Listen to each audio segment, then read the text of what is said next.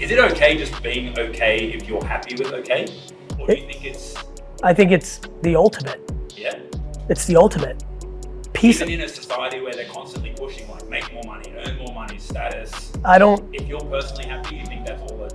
It's, I mean, of course. Bliss, yeah? I mean, it's the biggest reason I talk about the things. I'm a businessman and I love business, but I think it's crazy to chase money, you know, as a singular KPI. Yeah. Mainly because the majority of people that I know that are wealthy are not content. Yeah, cool. Yeah, I mean, I would argue that that is the basis of everything I believe in. I think it's, I like having ambition. I like advancing. I like working on things that I'd like to be better at. I love chasing goals and dreams. But I think the thing I struggle with is that I'm so at peace at all times and I'm desperate to find ways to communicate of what, if you're achieving what you're talking about, you've won. Like, to me, waking up with anxiety is like devastating. It's so challenging, like being anxious and being concerned and being worried, those are tough. You know, of course I know you know it's okay. Right? Yeah, thank you. You know what I mean? Like, How do you, like, with all that you do, I couldn't even, because I feel like I'm absolutely flat out and like just pulled between so many different things. it's tied in a little bit to the two things. For me, what works is the balance of hunger and ambition with complete and utter content, which equals, it's like a formula. Hunger and ambition, you know, plus wild content equals the ability to not judge myself for making mistakes. So the reason I can handle so many things is if you're trying to do 98 things like I do, that brings me great joy. I love the chaos of playing on many fronts. You have to be completely comfortable with losing a lot. Many things I try and work on don't succeed. And if you're not comfortable with that and you are worried about people's judgment of your failures, well, you'll never do a lot of things. You'll only do one thing. When people are like, I'm a perfectionist, I'm like, you're scared. You're not a perfectionist, you're scared of judgment.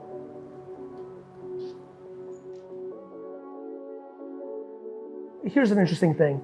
I always think like there's a lot of similar feelings that can take two very big extremes. So let me explain what I mean by that. When I hear you talk, now that I understand what you're saying, my place would go into why are you not leaning into heavy gratitude versus heavy judgment? Instead of going dark, why not be super thankful? Why not be practical about the fact that you could literally be diagnosed with terminal cancer tomorrow? And so just because it's good now doesn't mean it's going to be good forever. And why not be grateful that tomorrow you wake up and get to do what you're doing? You know? Yeah. Like I actually understand the concept of having guilt. Like I talk about it a lot, that my energy is based on this weird mix of like heavy gratitude and a guilt of like the luck of the DNA and circumstances that built me to who I am. But I think you're giving guilt too much energy and not enough to gratitude. You know what I mean? Yeah, I know what you mean. And then the other thing is, what you may want to do is contribute. So another thing that I'm thinking about is, you know, one of the things that really gives me tremendous peace of mind is I have this incredible framework of gratitude, but I've been like bleeding for the last 15 years to try to impact others in a positive way through storytelling. You might be able to add a scenario to in between surfing and going to painting. If you articulate if you break down that trip to Mexico over and over and over again, you might be able to inspire someone to have their version of Mexico for them to be happy. You know, when I think about how grateful I am for being as happy as I am, it always is more palpable when I read my DMs or emails in the morning where people are giving me roses for really helping them. And so maybe you need that right now because maybe you're feeling inherently too selfish. My missus is doing this. You're not doing anything for the world. Maybe adding, this may be what you're thinking. I don't know. No, that's the So- biggest thing. You don't feel like you can do anything. Yeah, I wonder, you know, your trip to Mexico is profound. You just sat here and said, I was working, I went to Mexico, and I came back and was an artist. Like, that's fucking rad. And I wonder if there's an opportunity for you to really break, you know, what I do for a living now professionally from a content creation standpoint is I've spent thousands of hours dissecting my life and its experiences to try to articulate in different ways with different adjectives on different platforms of like, what's the insight to that and how could that actually matter to someone, and if they can make a connection of like, oh, that's me too, maybe that can lead to their thing. I think you should really consider to try to like storytell about that trip because it's profoundly interesting. And you might inspire someone. And maybe that will scratch the itch that you're feeling right now emotionally, which would be rad. Because then you're taking something that right now is eating you up and it can turn into a very positive energy. I would try that. How do you balance, right, making your art about fitting the market and what it is that you want internally to express? Because like, I got it. It's my biggest pain point that people can't wrap their head around, and I just think that you can do both. This is why I believe in volume so much. It's not 1984 where you can only put out one album every 3 years because you had to fucking press it on a fucking disc. Like it's the internet. Like put out a fucking song that is completely trend on trend on trend on trend because you want to. You didn't sell out. You wanted to make something that was on trend. And then make a fucking ballad where you pour your heart out that you know isn't commercially viable because you need to scratch your art. Like this concept that you're not allowed to be both commercial and have depth is insane to me. We're obsessed in the world of ore. does it make it hard for you to understand? No. I'm not confused about Lil Wayne because he put out a rock album. It's these philosophical things that are old school. They're theory. What people give a fuck about is, do I like this fucking song or do I connect with this song? You know, you're not like, oh, like fans, well, like they ebb and flow anyway. Like, you know how it is. Your earliest fans fuck with you, then you get bigger, then you've sold out. Then they miss you and they come back. Then you disappear for a while and they really miss you. Then you come back, they're like back, but then it's not good for them anymore and you're in a different life cycle. Like I just know this to be true because in my craft of content creation, like people are like, Gary, I don't fuck with your shit anymore. I'm like, that's great. Like, I'm so humbled that I was ever a factor in the first place. And then those same people 4 years later, like, yo, I'm back. And I'm like, of course. Like, cause we've matched up again, you know? Yeah, I think those are so historical points of view because of the limitation of distribution. But now we have unlimited distribution. And the only thing you're doing is not getting out what you want. By sitting and debating this, all that's happening is inaction, right? Right. It's look at the back-to-back things. You know, he's thinking through his feelings. If he acts on putting out what I just said, like there's only action. When I started Empathy Wines 4 or 5 years ago, the concept of a personal brand using the platform to create a product, like a true consumer product, not like a t-shirt, but like a scaled consumer product was a little bit foreign. We built a pretty large business. We sold it to Constellation. It was a really substantial exit, but that's a minor leagues execution to what we're seeing with Mr. Beast chocolate and Logan and KSI's energy drink. And so I think what's very clear to me is the biggest consumable brands, not fashion, not apparel, not like what we've all kind of seen for the last 5 years. I'm talking like the biggest potato chip in the world that is competing with Doritos, or the biggest bottled water, or the biggest bubble gum, I think is gonna come from humans, not corporations. And so that's a big thing that's clear to me. I think the AI metaverse thing is an inevitable outcome. I don't know if it gets fully there within 10 years. Things go fast and slow. It can be fully there, but there's really a path for it not to be there. I'm interested in that. I think the biggest competitor to the space of creators is virtual creators. So right now, a lot of people in this room are disrupting actual celebrities and actual, and enjoying it so much. All the TikTokers and creators in this room and around the world are like, yeah, like we're getting the action, like we're more famous than the famous people. I think the next decade, the fact that AI personalities and, vloggers that aren't even human beings are gonna make the current influencers really sad because they're gonna take the business. So what this group represents taking away from Hollywood and mainstream celebrity, it's very clear to me that virtual personalities are gonna take that business. And so that will be interesting. So those are some things I'm thinking about. I come here on this long flight to pound here for the next 45 minutes, attention. Attention will get you everything you want. You wanna sell a course? Attention. You wanna sell a t-shirt? Attention. You wanna be the mayor of this town? Attention. You wanna raise some money for your nonprofit because you're passionate about it? Attention. You wanna be an actor? Attention. Attention. It is the only asset that everyone in here must chase to produce what they want. Being unemotional about where the attention is very important.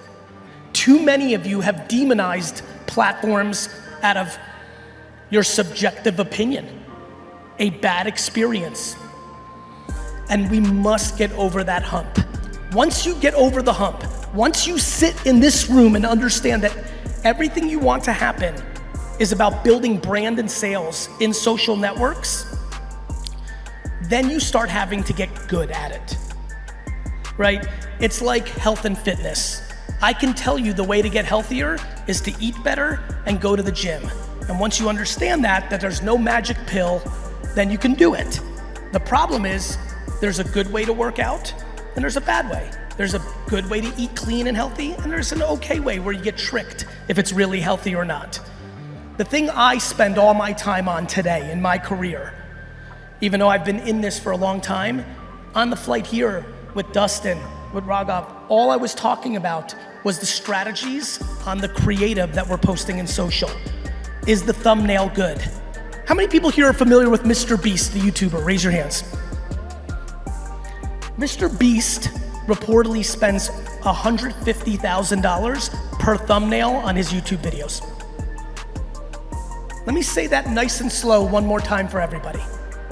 Mr. Beast spends $150,000 in testing and production for every thumbnail of the videos he puts up on YouTube. Now, obviously he makes an incredible amount of money from his YouTube videos, but understand that it's not about how much. I need everybody here to understand the commitment. Most people here, when they post on social media, post because they're following a trend that they think will do well, or some shit they wanna say, but they give no thought. And this is the most important line, maybe of the entire talk, so I want everyone to pay attention. They give no thought to the science of the art. No thought of the math around the art to build brand. I know there's a lot of people here who do conversion and lower funnel and affiliate and Google AdWords. I love that world. I lived in it in the late 90s, early 2000s. I just want that audience, which is a big part of this percentage, to hear why I'm focusing so heavily on social. It's because of attention. One more time, how many people here are very aggressively doing Google AdWords? And before you raise your hand, Google AdWords is a big part of your revenue for your business. Please raise your hand, raise it.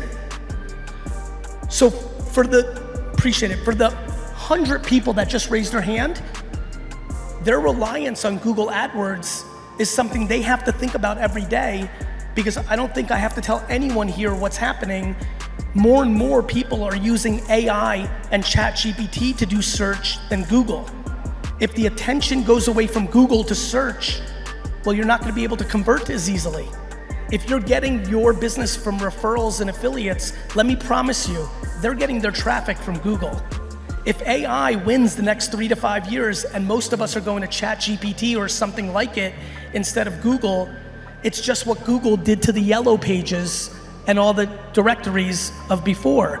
All the money used to be made by people that would open the yellow pages or the directories and they would call a business. That went to Google, that went out of business.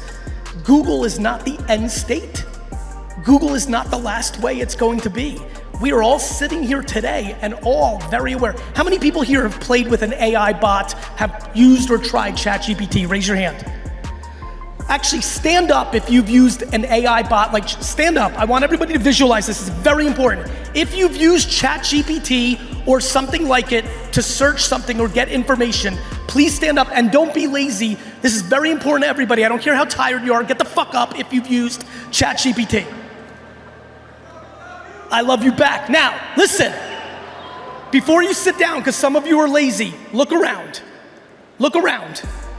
Look around. This is just starting. This is just starting. You can sit. Thank you for doing that for me, because here's what's important. Do you know what I am scared about every day when I love people in business? That they become too high on their own supply. Meaning they become complacent to what's working today without realizing that the thing that's making their living and their business is in danger. Even if you lose 30% of the attention on search to ChatGPT or something like it, that is gonna raise your cost of clicks and acquisition dramatically enough to maybe not make it viable to what you sell. It doesn't have to go to zero for it to be a problem for you. As a matter of fact, as people start changing their behavior and 20 or 30% less go to Google to look, as that number goes down, the people you're competing with to be the first result in a Google ad are gonna start paying more because they're gonna start getting nervous and it's gonna drive your cost up to compete. This is very important. I see a lot of smart people shaking their heads right now. Listen to me, my friends. 6 years, how many people here have been following my content for more than 5 years? Raise your hand. For the people that just raised their hand, you all remember 5 years ago when I was yelling TikTok, TikTok, TikTok, TikTok, TikTok, TikTok, and all of you thought it was little girls dancing. I thought it's where the world's attention was about to go. Many of you who just raised your hands did not take advantage of going hard on TikTok when I told you. And you left money on the table. It doesn't mean that your business isn't good. It doesn't mean that things aren't fine. It just means that you could have been twice as big. You know, when people are like, Gary, you keep talking about doing this and that, but my business is doing 6 million. I'm like, what's wrong with 12 million? And more importantly, when you're complacent and you become lazy and you become one-dimensional on one or two things that work, almost always 6 million becomes 3, not 12. I've been following attention on the internet for 20 years religiously. We are in a moment right now where there's more change coming in the next 24 months than I've seen in a long time. Since really 2005, 6, 7, when MySpace and Facebook and Twitter, and I was like, okay, this is different. This is not blogging. This is different. This is not Dig and Reddit. This is different. And obviously social networks took us to a totally different place. We sit here today with AI looming. You just saw how many people stood up. We sit here today with the platforms becoming more complicated and the content requiring you to be better at it. How many people here feel like they're fairly active and are serious about doing business on Instagram? Raise your hands, I just wanna see. Raise your hands high. For all the people that just raised their hands, do we not all agree, and you can just head nod, do we not all agree that over the last 12 months, 6 months, that the organic reach on Instagram has down quite a bit? Right? I see it, right? It's gone down because all that is happening is supply and demand. Very simple concept in business, supply and demand. Yesterday, more content was produced on Instagram than any other day in the history of life. However, in the last 4 years, an enormous amount of the attention has gone to TikTok. So if more content was made yesterday than ever before, but in the last 3 to 4 years, an extraordinary amount of attention hours has gone to TikTok and YouTube Shorts and other places, what do you think is gonna happen with your organic reach? More ads have been spent on Instagram yesterday than ever before. What do you think is gonna happen to your organic reach? This is all supply and demand of attention. But like I started this talk, this is also time for all of you to become accountable. Today's champion is tomorrow's loser. There are a lot of people sitting here feeling good about themselves based on 2015 marketing behavior. And they don't realize that the shift is coming. And the 2 or 3 things that they do well are starting to change right in front of their eyes. And instead of being accountable and putting in more work to learn, they're putting their head in the sand and saying, fuck AI, I don't care about TikTok. I don't need this. I've got this figured out. Good news. For me, I respect that. You have to live your life. If you decide to lose 20 to 50% of your business's revenue or your growth, that's on you. You're not my brother. You're not my mother. I actually don't give a shit if you listen to any of my advice. On the flip side, the last 20 years of my career has been very, very, very enjoyable. I know that in 2 years, I will be on a flight to Dubai. I'll catch up on all my work, and 5 of you in this audience will email me and say, I was at your talk in August of 23 in Brazil, and I was strictly doing affiliate, lower funnel, and you convinced me to get serious about building brand and social and focusing on what's going on in AI, and I just wanna thank you because you were right. I was slowly declining a little bit, or I was flat in 22 and 23, and since there, my business has doubled. That is an email that I am lucky enough to get almost daily over the last 10 years. That is my intent to be here, and that is what I wish on all of you. I started to realize, wait a minute, I can tell you everything about TikTok, but if you're insecure to jump into a platform that you think is too young for you, well, you're not gonna do it. So I better start telling you why you're doing that. And so I'm just ebbing and flowing. Parenting, you know, right? Like, when you're how many people here are parents, right? All of us, we ebb and flow, right? Like, my mom continues to tell me, she's like, I'm still gonna parent you even though you're grown. I'm like, I get it. Like, it's a forever game.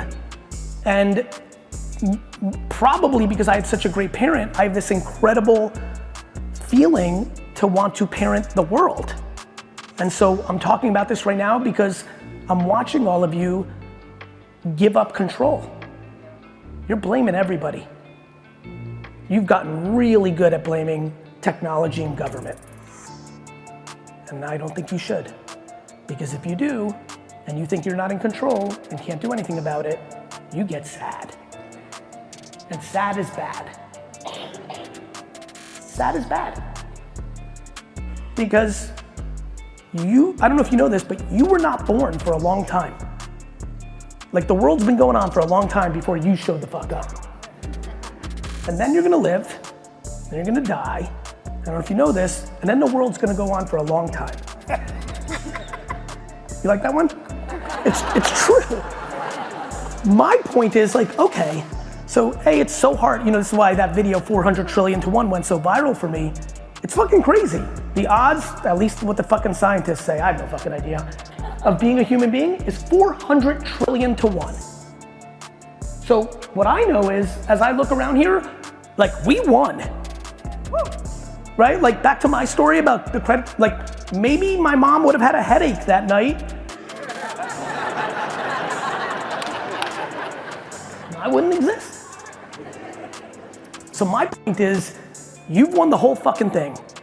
You're gonna come on this earth and just dwell your way into death? Fuck that shit. In life, one of the most fascinating things is you find what you're looking for. You will find what you're looking for, my friends. This is why I laugh when everybody blames the algorithms. The algorithms are fucking us up. Your pessimism is fucking you up. When I open my phone, the first video is a boy saving a cat in a tree. The next one is a mom loving a son. The next one is sunshine is good. The next one is like, life is awesome. I'm not seeing what you're seeing because I'm not fucking spending my time on what you're spending your time on. You're in control of your algorithm. Oh, and if you don't like it, I don't know if you heard, you can delete it off your phone.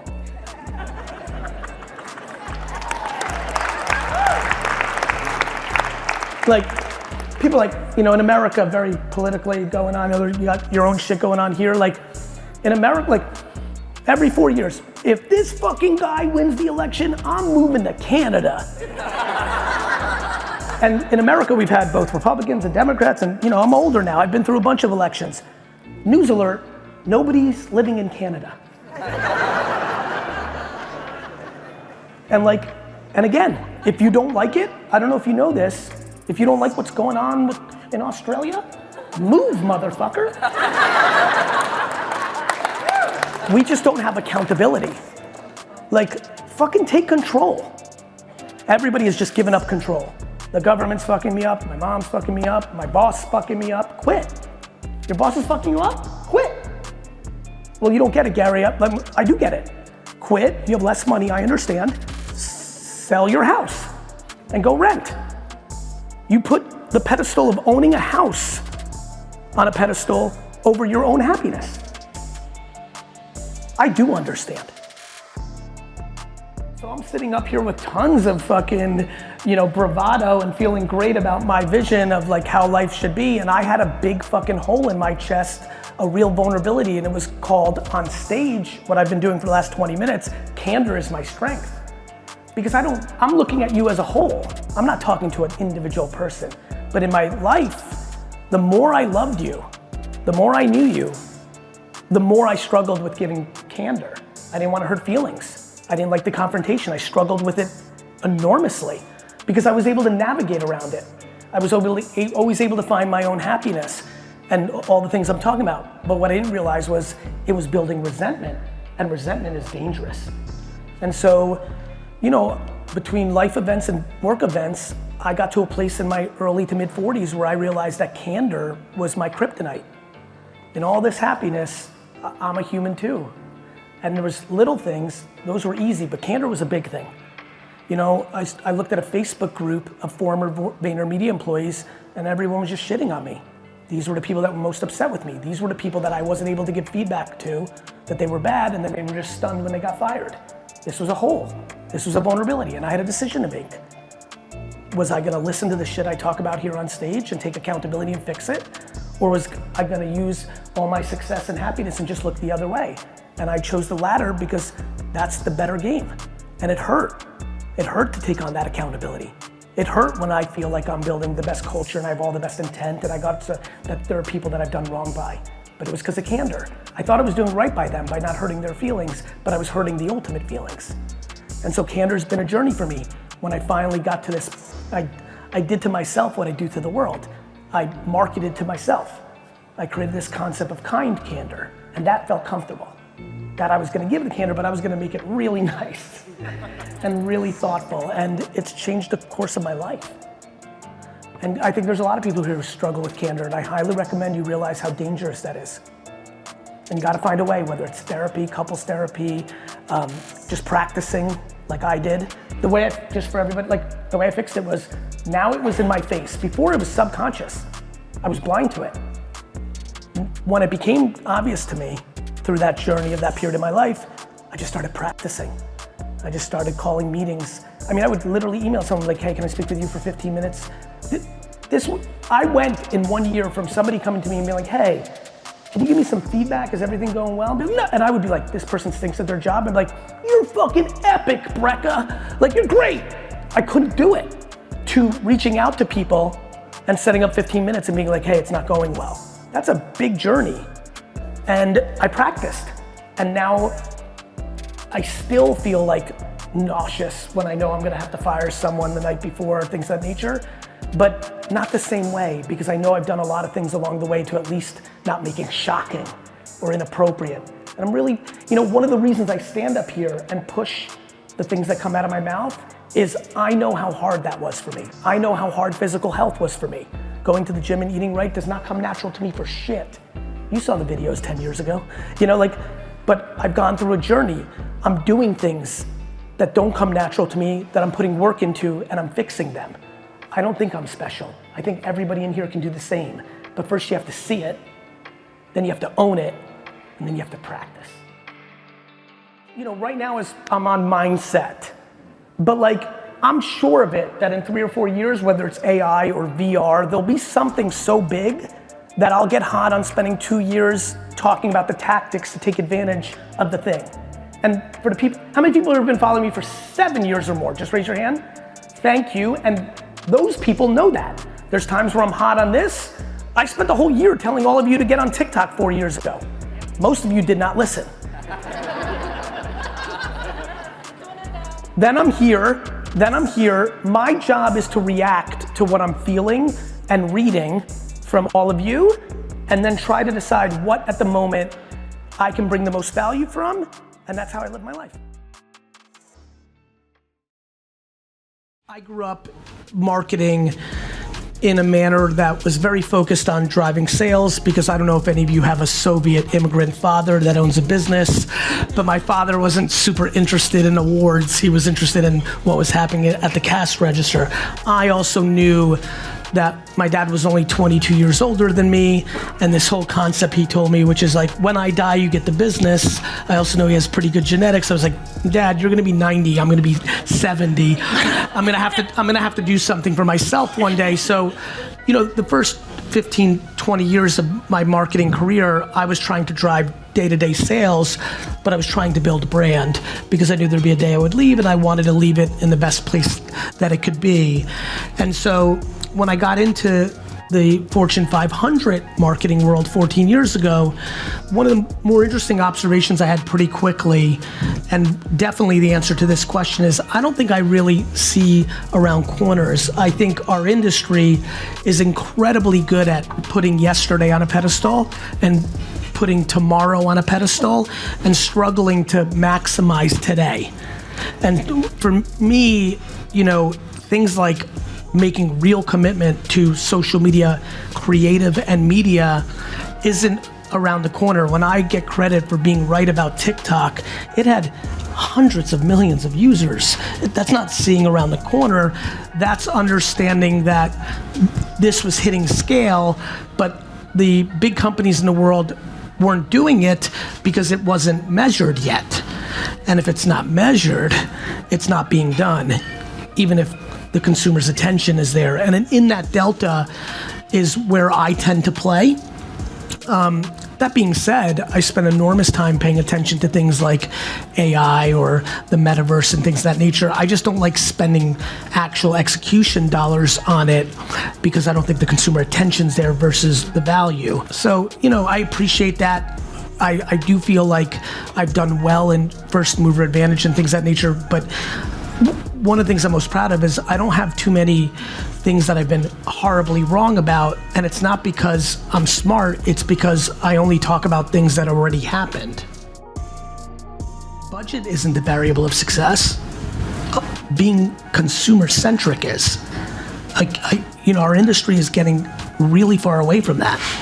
You know, the Barbie execution won on different relevance points. Like, we're not trading on relevance enough. This industry runs on a book that was written in 1991. It's just, you know, like the basic principles of frequency and reach dictate the way big companies market. The concept and the book came out in 1991. The internet didn't exist. I mean, it did, but you know what I mean, right? So, no, I don't think our production money is gonna help us win the game of merit when we're becoming less consumer-centric, not more. We literally think that our brand positioning should be a vanilla statement that means something to everyone. By nature, it means that it means nothing to no one. Like, every single brand positioning that everyone trades on in our industry is like just some cockamanian 4 words. Toyota's brand positioning is "let's go places." Like, what do we do with that? Like, they're still gonna make a video with a fucking car going up a mountain. Like, we're just not having real conversations, and when you don't have real conversations for a long period of time, bad shit happens.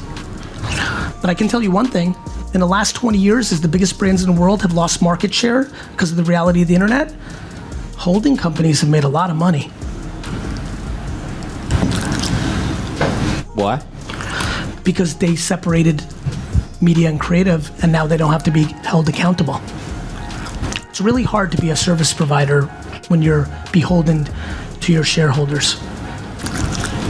The bigger question is, why does this industry spend most of its money on TV and programmatic? Because I can tell you those are the 2 most profit centers for agencies, and I find that curious. Couldn't agree more. We've got one last question, lucky last. Hi, Gary. Hi. Kim, we met this morning. Yes. So it's interesting, though, because you said that you're making more Super Bowl ads than any other company. How are you affecting change? Because I see Super Bowl ads as probably the most expensive, overproduced, creative probably ever. So what's the change there? Our thesis is not that television's bad or social's good. Our thesis is that we should buy the best attention for the best price we can. We believe that Super Bowl is the single best deal in marketing in the world. That for $8 million, we get 170 million Americans actually wanting to watch our 30 seconds. To your point, that's just the media buy. The media buy is the best on actualized consumption, actual reach, not potential reach. To your point, the issue is most agencies use that 30 seconds to be a showcase for their agency, not to drive the actual business result. And most brands want to spend on a celebrity, which ends up building the brand of the celebrity, not the brand. So I think there's a lot left to do proper advertising within a spot, but we view Super Bowl as the most underpriced media globally. Like, we look at everything. I mean, World Cup patches, there's some hacks there, but to get 170 million people to want to watch your 30-second, people don't want to watch your social media videos either. It's just that it's so well integrated into the product, and if you're good at making them, people will watch them. Right? If social media feeds had the same natural break that television had, nobody would watch them either. We're prepped to not watch. We're conditioned to not watch. Super Bowl is the reverse. The entire country of America is excited for the whole week to actually watch the advertising. So that's a profound opportunity. So we see that a little bit different. If I'm a marketer right now, Yes, what the fuck do I do with AI? probably not much. Like, you should be educated. You shouldn't say no. There's not a person in this room, given what they do for a living and where they are in their careers, that shouldn't be playing with AI probably on a weekly basis, given how massive of a technology it's going to be. That's just going to affect your life. Forget about your professional career. Not playing with AI today would be like the people you made fun of 25 years ago not going on the internet. You know, like, it's really funny watching people deal with AI or the blockchain. People are so in love with they hate change so much that most people don't realize they've become their parents.